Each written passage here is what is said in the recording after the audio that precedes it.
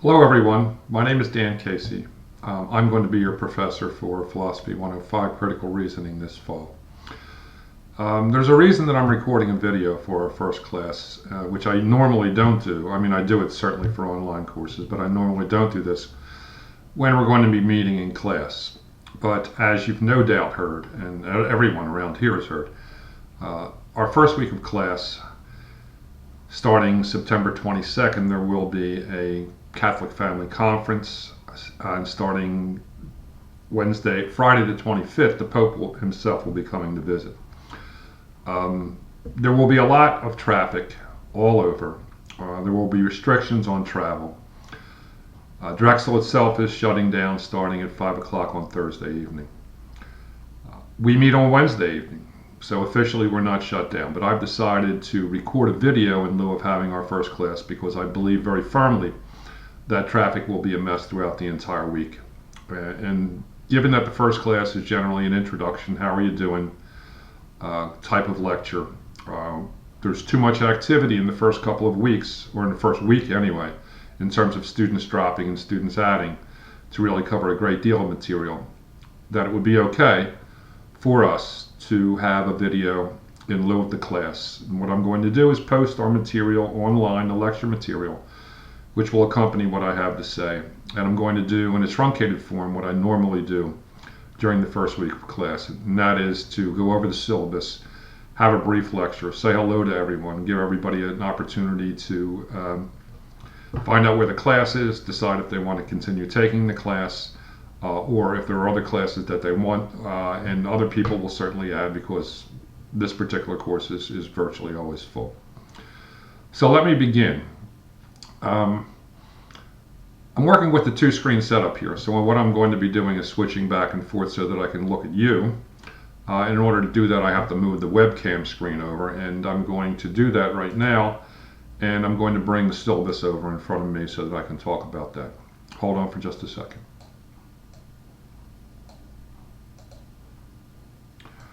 Okay, there we are. Let me begin by stating the obvious. I've given my name. My name is Dan Casey. I am an adjunct associate professor. I've been teaching at Drexel since, in the evening division, I've been teaching since the fall of 1980. So this is the beginning of my 36th year at Drexel, which seems like a long time to you, I'm sure, since almost all of you, if not all of you, were not born when I began to teach. And believe me, it seems like a long time to me. My phone numbers are shown on the syllabus if you need to call me at any point in time. And let's talk a little bit about contact, what we're going to be doing with each other in terms of contact. We'll meet every Wednesday evening. Our class is scheduled for, at this point, Curtis Hall, the 4th floor. It started off on the 1st floor of Peck, and then it moved to the 1st floor of Randall. At this point, which I'm recording this on September 12th, it's been moved to Curtis Hall 452. As far as I'm concerned, each location gets worse, but that's because I have to climb the stairs, and that's not as easy for me as it used to be. But that's okay. I've managed every other year, and I'll manage this year. So we're meeting in 452 every Wednesday evening. Now, Wednesdays will be the only time that I'm on campus. Generally speaking, there may be a rare occasion when I'm in other times. So that if we're going to meet together, we can do it in a couple of ways. We can meet prior to class by arrangement. We can meet after class at any point in time that you want. We can also meet using one of our internet tools. We can meet on Blackboard Collaborate if you want to have a discussion there. We can meet on Skype. I had to remember the name, and then I saw the little icon in front of me.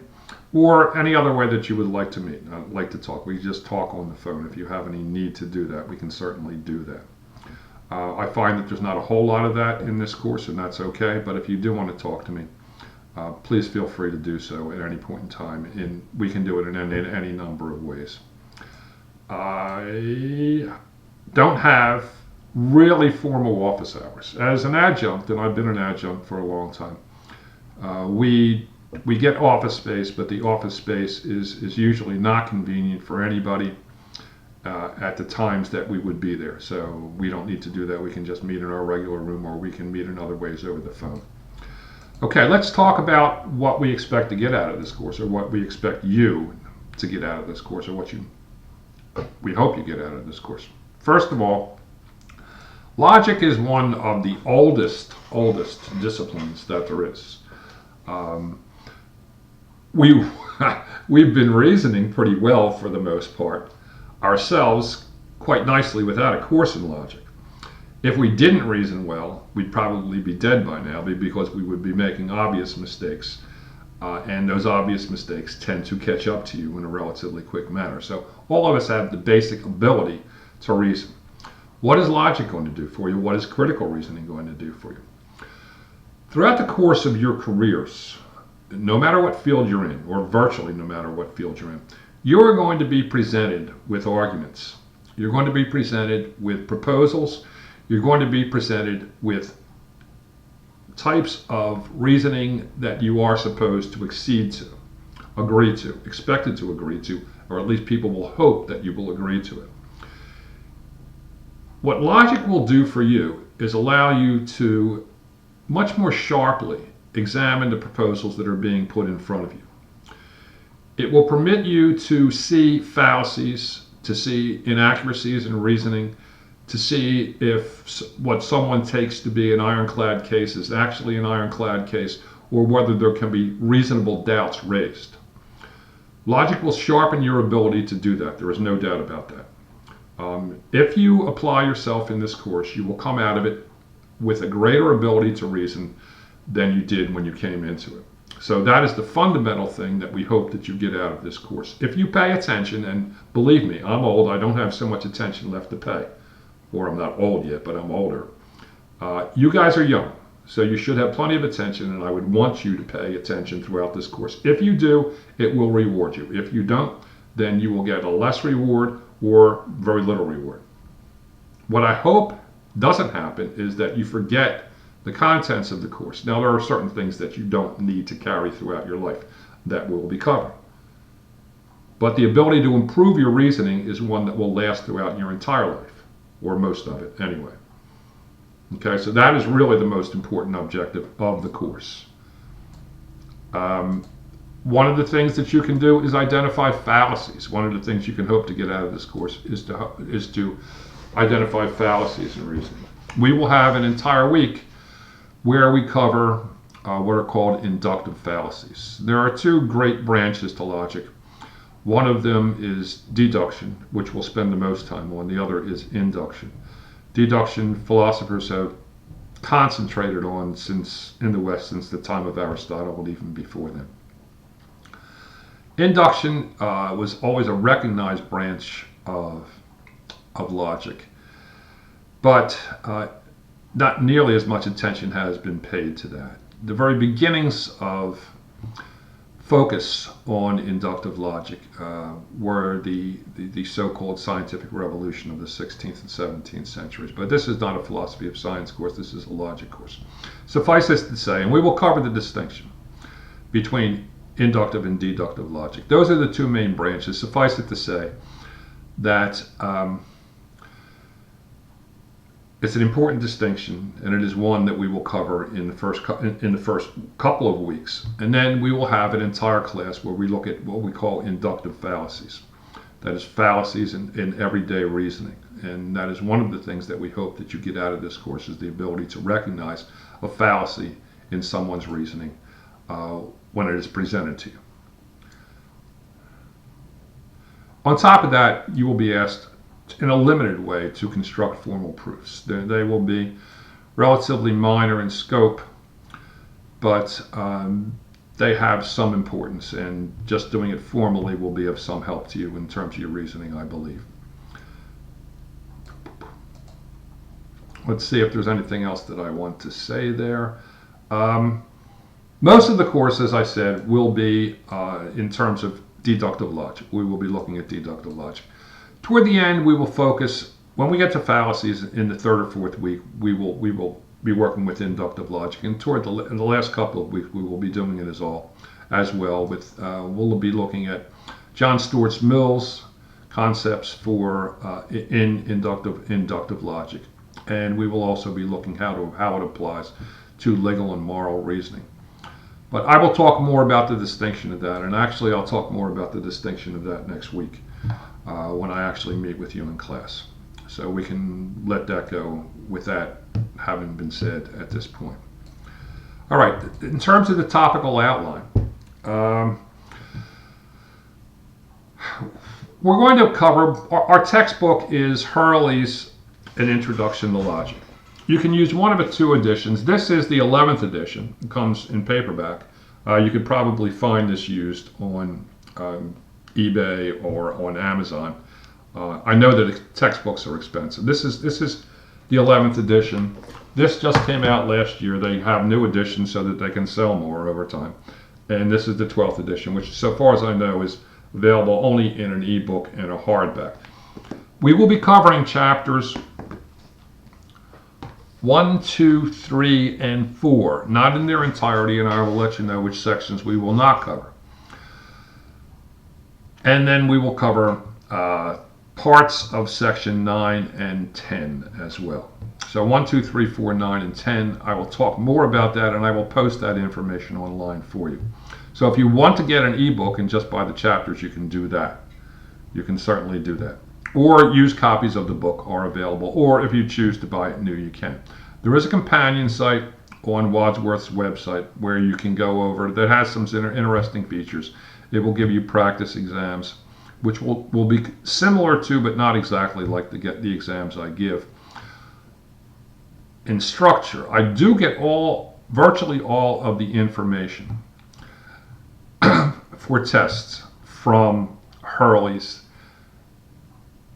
text and the items for instructors that accompany the text. So I will get the test questions by and large from Hurley himself. In terms of the course details, let's take a look. Right now I'm looking at the syllabus.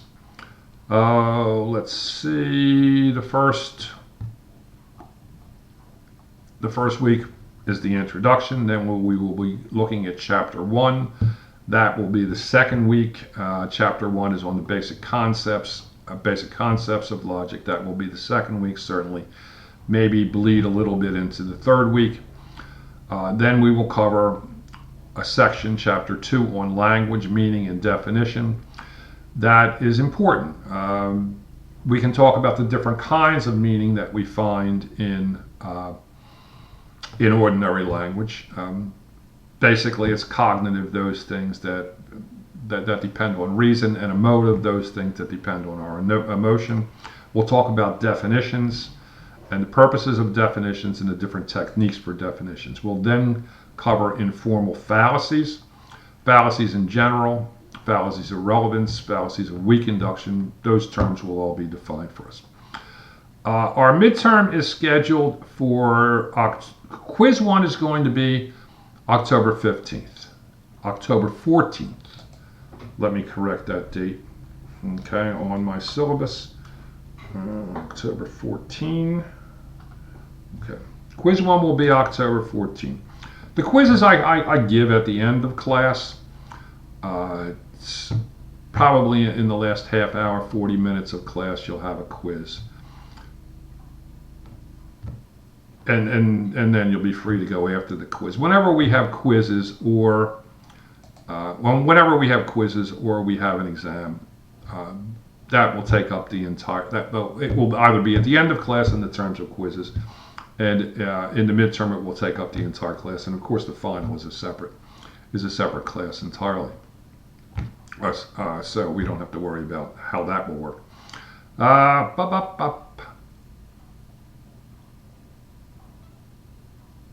So the quiz. The first quiz is October 14th. There will be 2 quizzes. October 14th is the first one, and the second quiz is the 9th week of class, which should be right before Thanksgiving, on November the 18th.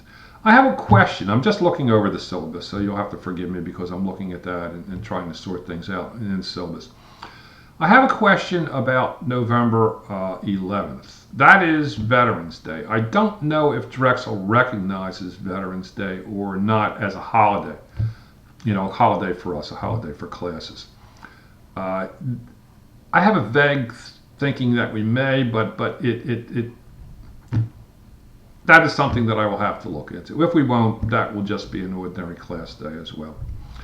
Our final exam is scheduled to be in our usual classroom on, excuse me, on December the 9th, which seems a long way away now, but will, believe me, in my experience, will sneak up on us very quickly. All right, so let's talk a bit at this point. Let me dispense with the syllabus and I'll answer any questions. Anybody who has any questions about the syllabus can just, give me a call. Or better yet, just send me an email. And importantly, my email address is on the syllabus. And the syllabus is going to be posted. I actually have already posted, although you can't get into the course website yet. I have posted it to the course website. And what I've done is I have posted the syllabus, and I will also post lecture notes for the first week, this video as well, and that will be it. That's what I'll post immediately. So let's talk a little bit more. Now YouTube, this is going to be uploaded on YouTube. YouTube, unless you have like special permits or something, only allows us a 15-minute video. So I may not have too much more to say, and unfortunately I didn't pay attention to what time it was that I started this. So I may not have too much more to say unless I decide to post another video, which I will let you know about. Oh, let's talk about announcements. I would like you to look at announcements. The other thing that I've constructed for the website is a BB Tools link.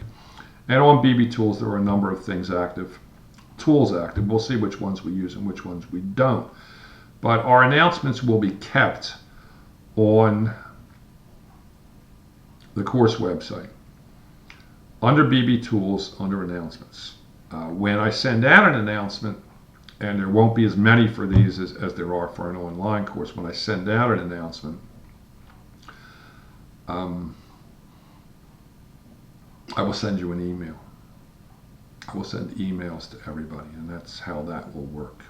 All right, and I will send you an announcement about this first week very shortly to let you know what we're going to do. Bang. Let's just do that and let me get back to this talking without it. All right. I think that I've talked a little bit longer about the preliminary stuff than I wanted to. So why don't we just end this right now? What I'm going to do, I just got in from playing golf, and I'm having sitting down, changed my shirt, and I'm having a beer. What I'm going to do is review this video right now. I will refrain from having a second beer until after I've decided whether I'm going to record a lecture video as well. And you will find that out very shortly. All right. At this point in time, thank you for your attention. I want to stop recording. So I have to look for exit here, and I will maximize, go to full screen, and I will stop.